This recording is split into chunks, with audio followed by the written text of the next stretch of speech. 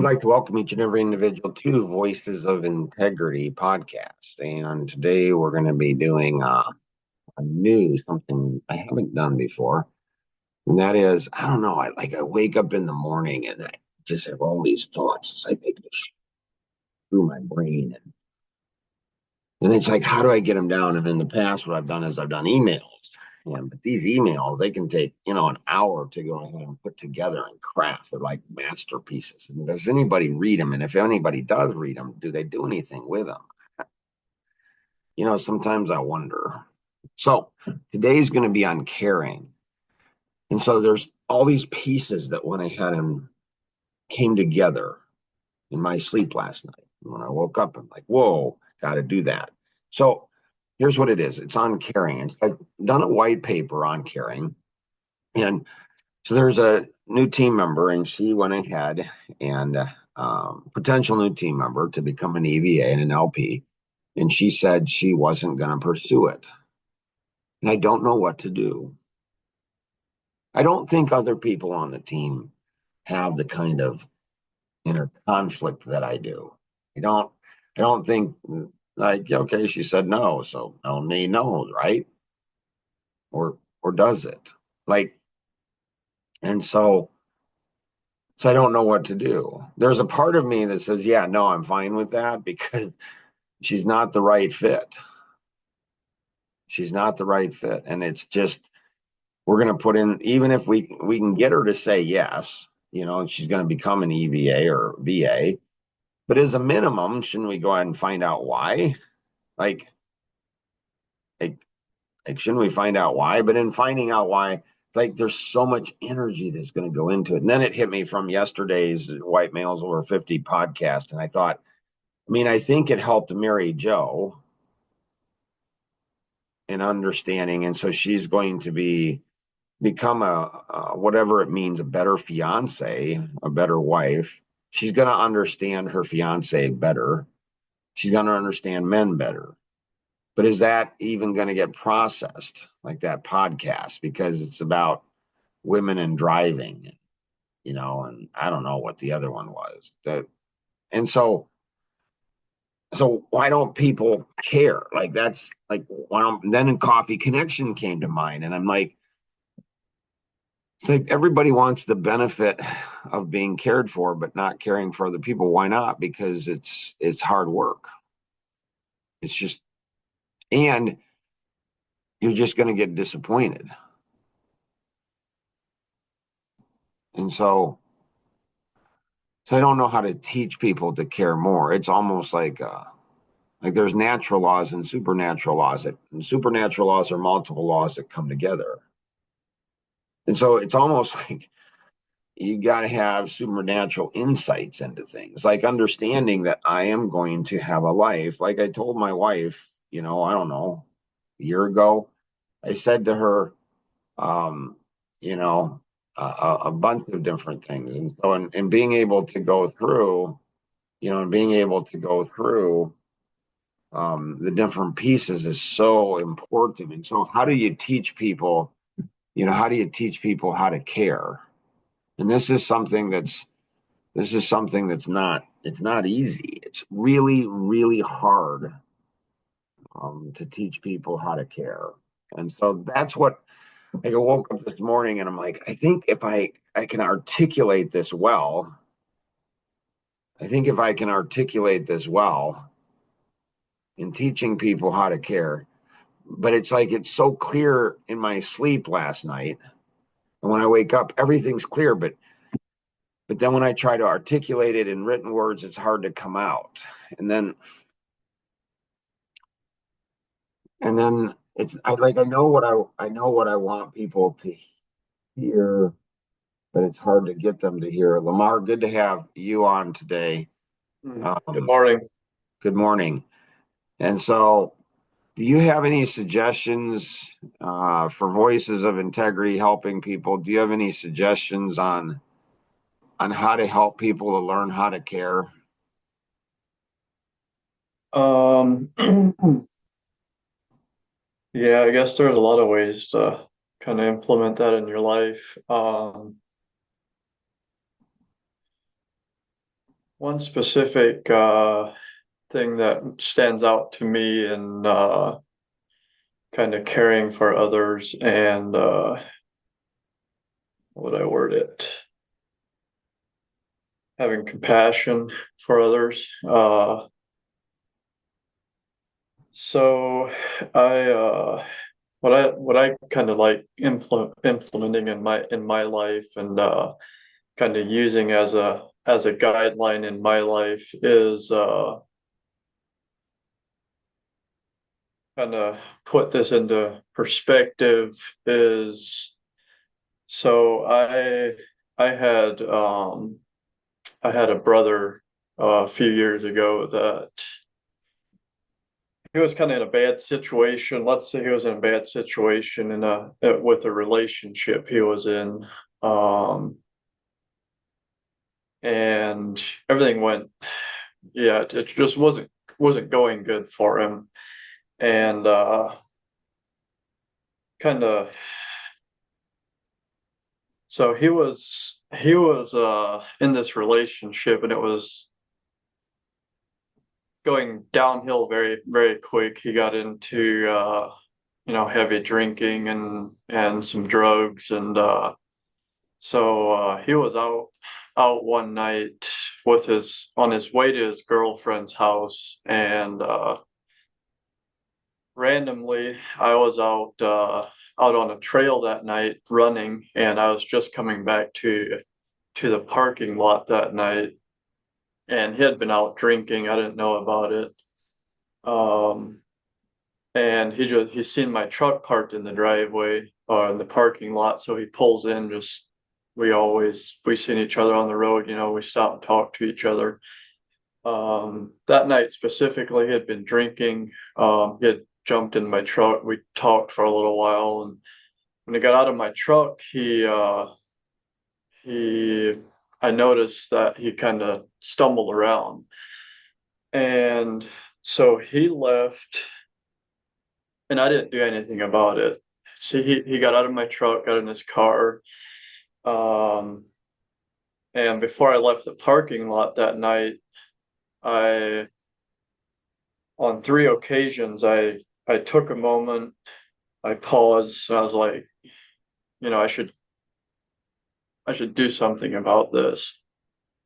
And I didn't. And so about 3 hours later, I get a call that night that he had blacked out on the road and he hit somebody and killed the guy on the road.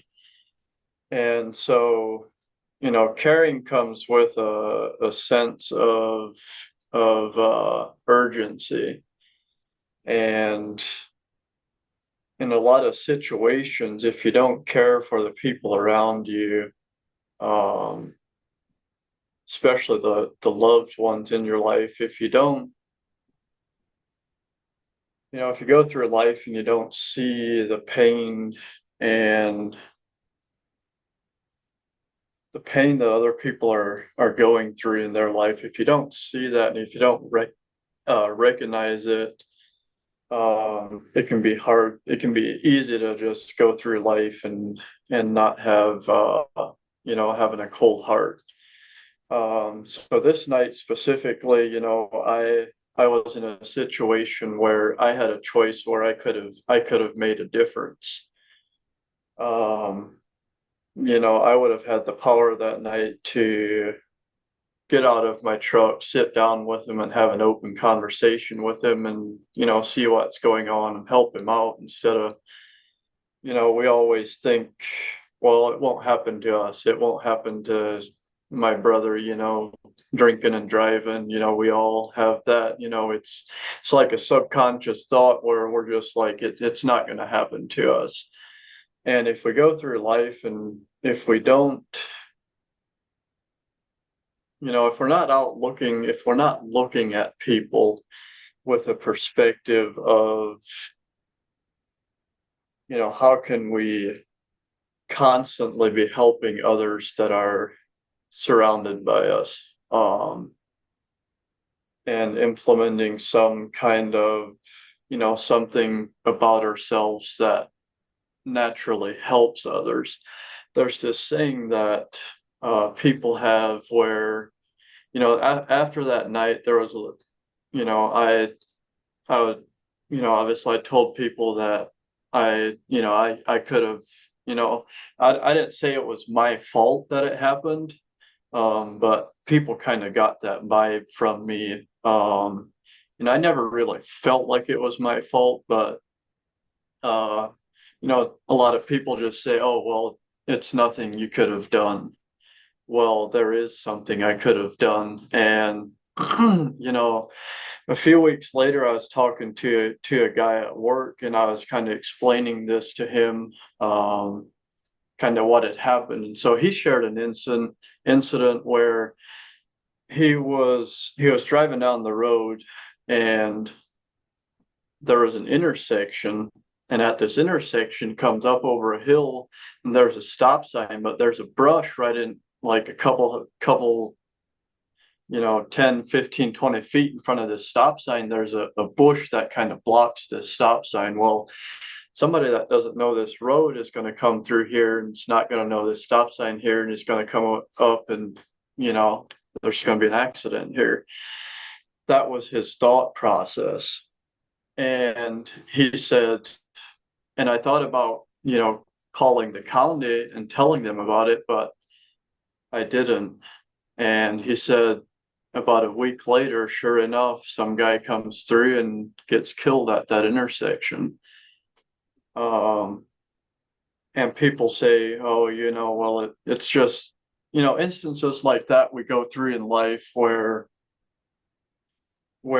we notice things, and that's when we notice things like that stand out to us. That's that's a that's a higher power in our life that's talking to us, and trying to tell us something, and it's indicating that it wants us to do something about it.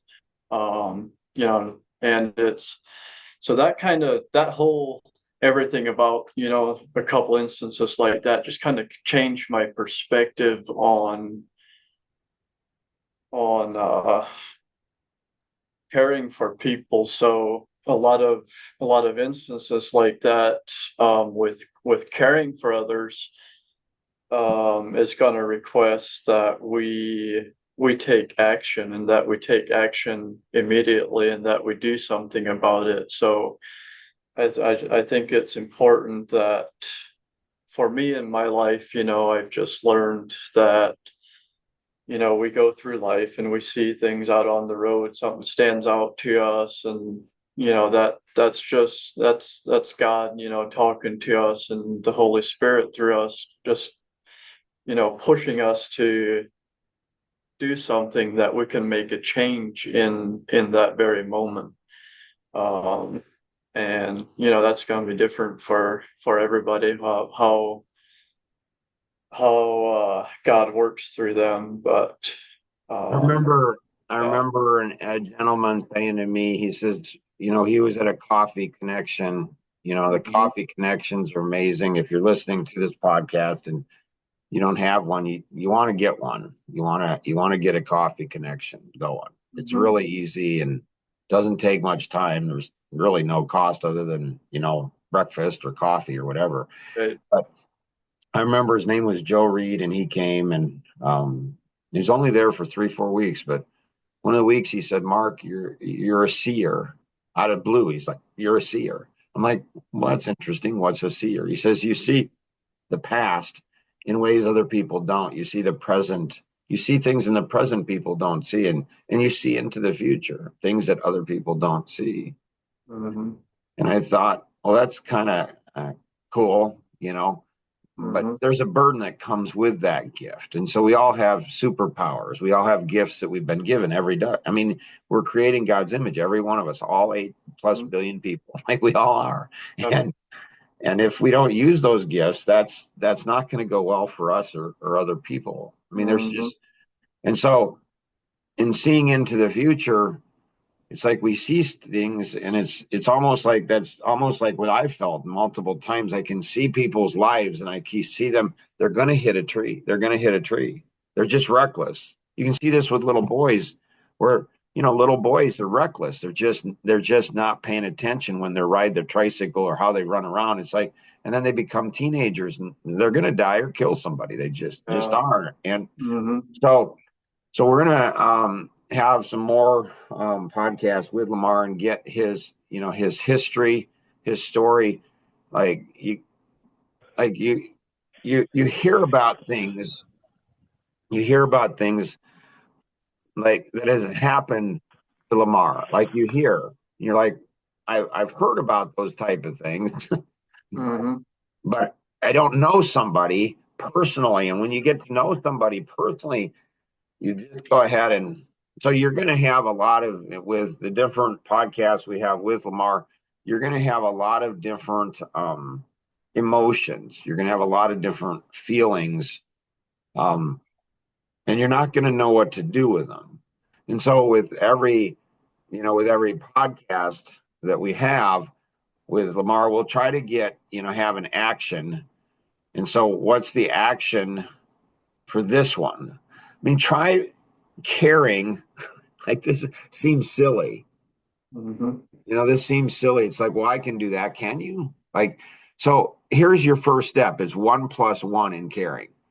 Share this podcast with two other people and then have a conversation about it. Like that's it. Just share it with two other people and say, watch this podcast and then let's Hmm. have a conversation about it. Um, and it could be the difference between life and death Hmm. for somebody. Like it's just crazy. So I look forward to additional podcasts with Lamar and finding out more about his story. He's got a most interesting story. Just it's like wow, multiple stories. So if you have any questions on this, connect with the individual who invited you to participate in today's session, or you can call toll free 888-230-2300 outside the US 630-393-9909. And always remember, we can accomplish so much more together than we ever could on our own. Have an amazing day. Bye bye.